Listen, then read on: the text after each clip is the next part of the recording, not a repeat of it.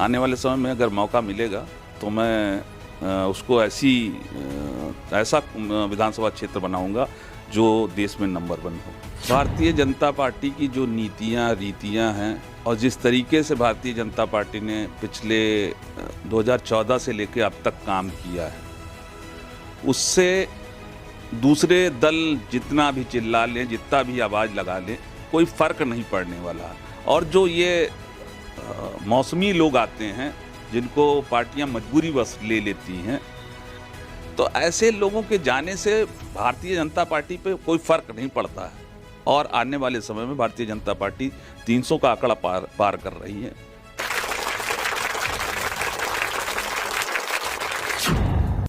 सियासत के इस सर्द मौसम में ये ज़रूरी है कि आपकी मुलाकात उन लोगों से हो जो सियासत के मैदान में तेज़ी से आगे बढ़ रहे हैं और जो जनप्रतिनिधि बनकर जनता के विकास, जनता की तरक्की, जनता के चेहरे पर खुशहाली लाने का दावा कर रहे हैं। हमारे साथ मनोज सिंह मौजूद हैं। मनोज सिंह एक युवा नेता हैं और लखनऊ में इनका कारोबार है। रहने वाले ये अयोध्या जनपद के हैं, लेकिन काफ़ी समय से ये लखनऊ और बाराबंकी में सक्रिय हैं और बाराबंकी की कुर्सी विधानसभा में पिछले ये 10 वर्षों से अधिक समय से एक युवा समाज सेवी के तौर पर काम करते हैं। मनोज, सबसे पहले हम जानना चाहेंगे कि आपका पारिवारिक पृष्ठभूमि आपकी कैसी रही और सामाजिक जीवन में आप कैसे आए? हम 4 भाई हैं, बहन मेरे कोई नहीं है और चारों भाइयों की शादी हो गई है। मेरे बड़े भाई के एक बेटा 2 बेटी हैं, उनसे नेक्स्ट के एक बेटा एक बेटी है। मैं 3rd नंबर पे हूँ, मेरे दोनों बेटे हैं और 4th नंबर पे जो मेरा भाई है प्रवीण, उसके 2 बेटियां हैं। मेरे फादर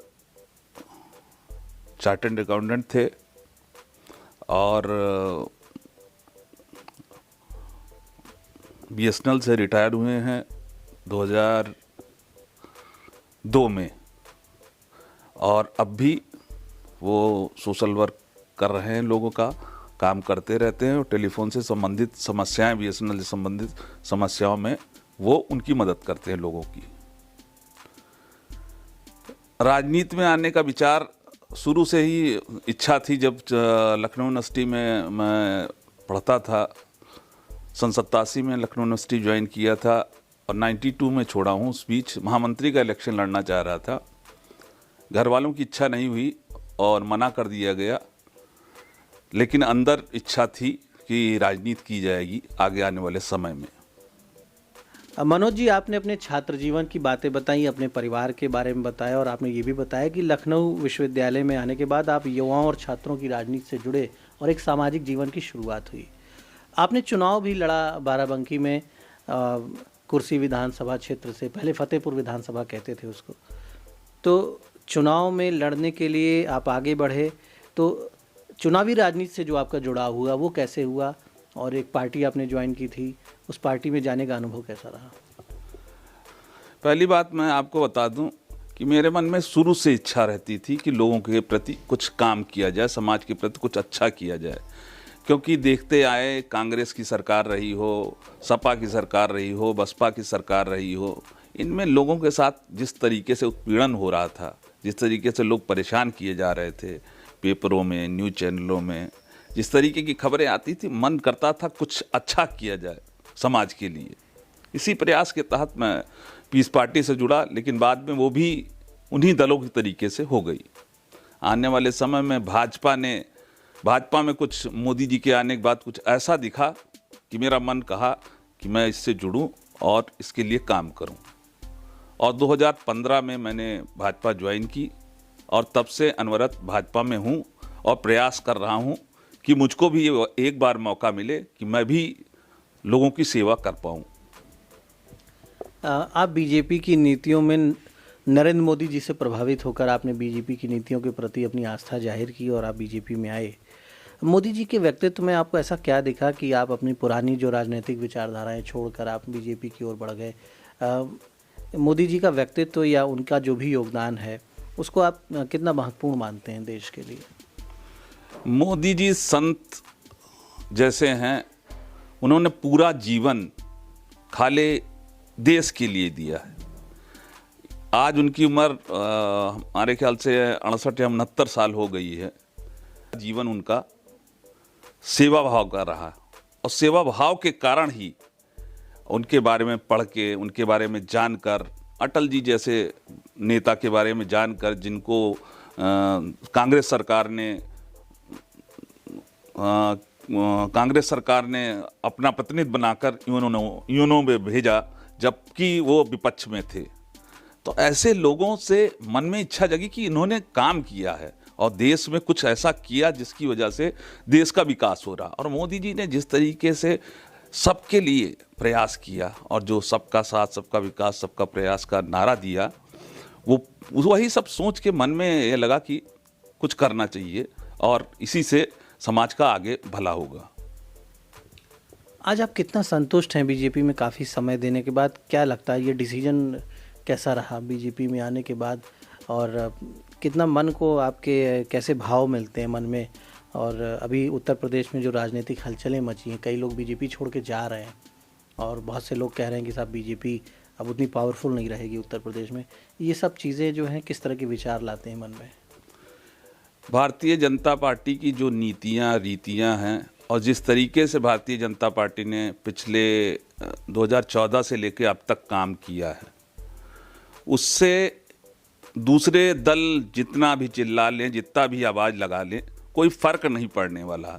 और जो ये मौसमी लोग आते हैं जिनको पार्टियां मजबूरी बस ले लेती हैं, वो जैसे कल मैं इंटरव्यू देख रहा था स्वामी प्रसाद मौर्य जी का, उन्होंने बताया कि मेरी बात नहीं सुनी जा रही थी। उसी पे जवाब दिया सिद्धार्थनाथ जी ने कि किसी कैबिनेट की मीटिंग का वीडियो उठा के देख लिया जाए तो पता चलेगा इन्होंने कोई ऐसी आवाज़ दलित और पिछड़ों के लिए नहीं लगाई जिसकी वजह से ये पार्टी छोड़ के गए।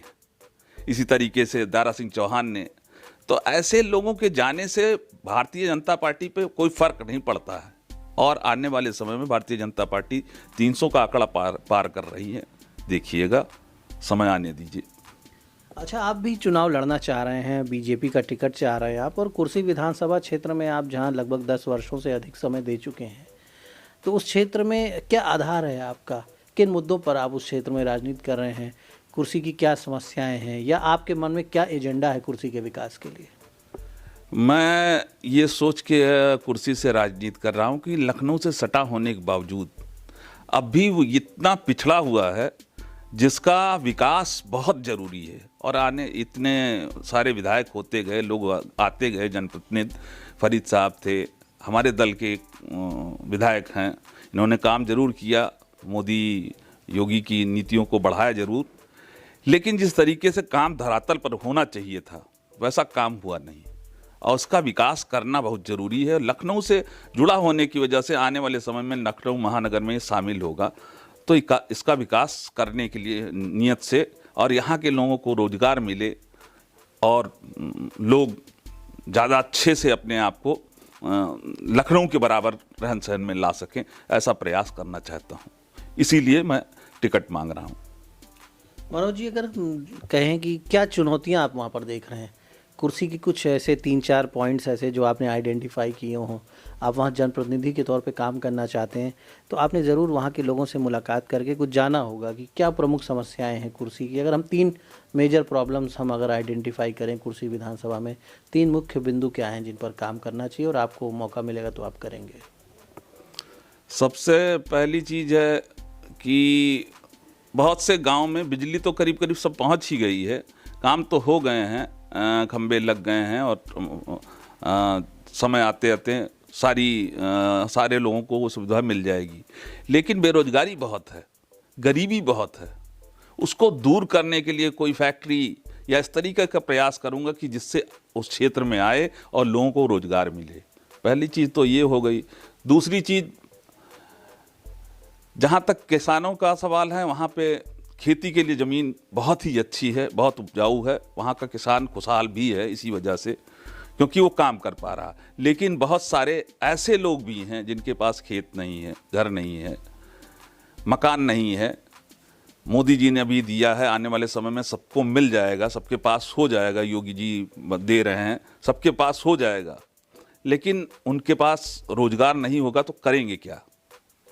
घर बनाने से या घर होने से उनका मसला हल नहीं हो रहा। और मेरा मानना है कि अगर एक बार भारतीय जनता पार्टी, हमारी पार्टी हमको मौका देती है तो मैं कुछ ऐसा करके दिखाऊंगा जैसे कि हर जाति के आदमी को विधायक का दर्जा दूंगा कि अपने जाति में काम करे, आपस में विवाद ना हो, कोई ऐसे विवाद में पड़कर उसका निपटारा कराऊंगा। इस तरीके की बातें सोचकर मैंने रखी है।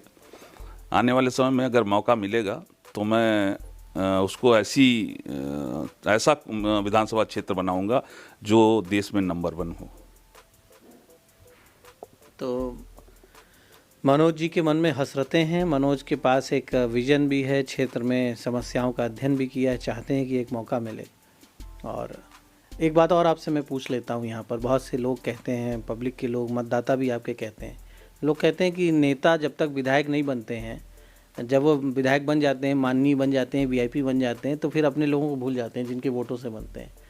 तो लोगों के प्रति व्यवहार जो है जनप्रतिनिधि का, आप भी सुनते होंगे, कई दलों के, आपके यहाँ भी आसपास के विधायकों के बारे में भी आप सुनते होंगे कि जब उन्हें वोट मांगने थे तब तो वो बहुत लोगों के निकट गए, बड़ा विनम्र बने, लेकिन जब वो जनता के वोट से जनप्रतिनिधि बन गए, विधायक बन गए, तो उनका व्यवहार बदल गया।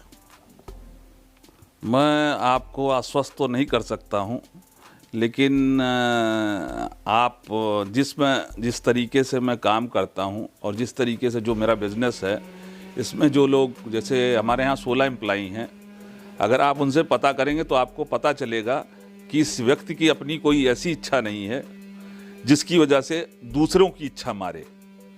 तो मैं काम करना चाहता हूँ, काम करने के लिए और जितना आदमी नम्र रहेगा उतना ही सफल होगा।